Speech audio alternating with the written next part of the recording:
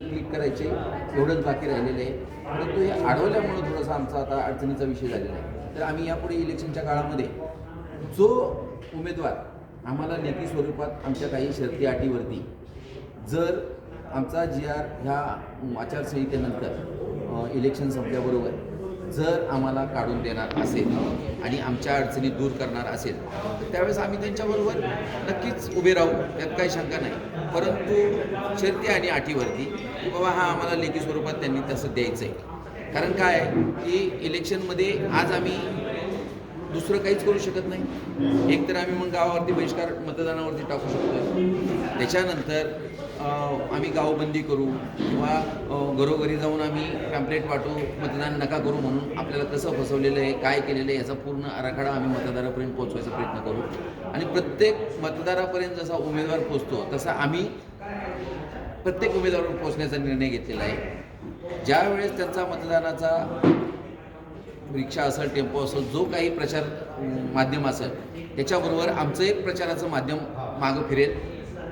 ते पुढं मतं मागतील, आम्ही मागं का द्यायची असे प्रश्न विचारू, का द्यायची का नाही द्यायची हे लोकांना समजून सांगू. असा एक आमचा प्रचाराची मोहीम असेल. आणि जास्तीत जास्त ह्या गावामधून त्यांना मग कशा अडचणी निर्माण करायच्या, त्या जशी आमची अडचण निर्माण केली तशी आम्ही त्यांचीही अडचण निर्माण करू शकतो. त्यासाठी त्यांना आणि आमच्यासाठी सामंजस्य म्हणून ह्या इलेक्शनमध्ये जो कोणी उमेदवार असेल त्यांनी आम्हाला आमची ग्वाही द्यावी, लेखी स्वरूपात आमच्या काही शर्ती अटीवरती आम्हाला करून द्यावं. त्यावरती आम्ही मतदान करणार आणि आमचा हक्क मतदानाचा बजावणार. जसं की आपण म्हटलं काही नेते मंडळांनी मुद्दा म्हणून आमचा जो फायनल GR आहे तो निघू दिलेला नाही, त्याबद्दल कसं? आता उमेदवार कोण आहे? आता कसं आहे स्पष्ट सांगायचं तर जग जाहीर तुम्ही आज टी व्हीवरती पाहताय विजय बापू शिवतारे आणि दादा पवार त्याच्यामध्ये शाब्दिक युद्ध चालूच आहे. मग आता ह्या शाब्दिक युद्धामध्ये आमचा GR अडकला ना, बरोबर की नाही? म्हणजे शिवतारे बापू बाहेर या मुख्य याच्या राज्य शासनाच्या प्रणालीच्या बाहेर असून त्यांनी आमच्यासाठी एवढं काम केलं आहे. आणि एवढं काम केलेलं असताना आम्ही त्यांना काम केलेल्या माणसाला काम केलंच म्हणलं पाहिजे.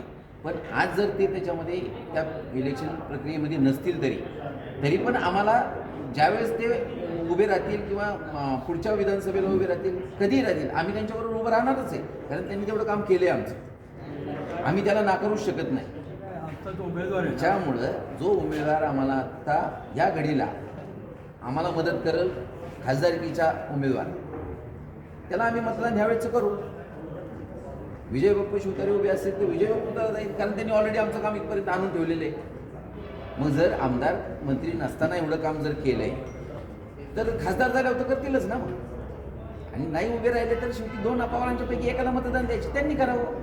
आमदारकीला विजय बापू शिवतारे यांच्याबरोबर राहू, खासदारकीला यांच्याबरोबर राहू. आम्हाला मतदान हे करायचंच आहे. मग ते कोणाला करायचं तर त्यांना कोणाला कसं पाहिजे तसं त्यांनी पत्रात पाडून घ्यावं. आमचीच गावकऱ्यांची एवढीच इच्छा आहे, बाकी काय.